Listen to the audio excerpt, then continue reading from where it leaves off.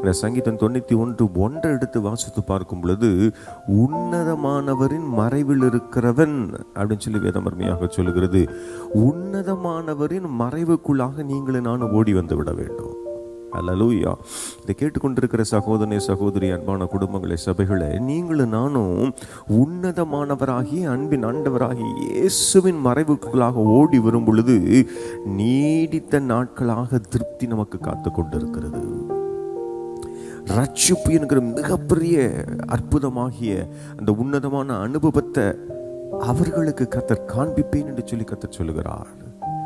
உன்னதமான நல்ல தெய்வத்துடைய நிழலுக்குள்ளாக ஓடி வந்து விடுவோம். இந்த நாளில் அவர் உங்களையும் என்னையும் திருப்தியாக்கி, அவர் உங்களுக்கும் எனக்கும் இலவசமாய் பெற்று தந்த ரட்சிப்பை, நறுமணத்தை நம்முடைய வாழ்க்கையில கண்டுகொள்ளும்படியாக தேவன் கிருபை செய்வேன் என்று சொல்லி சொல்கிறார்.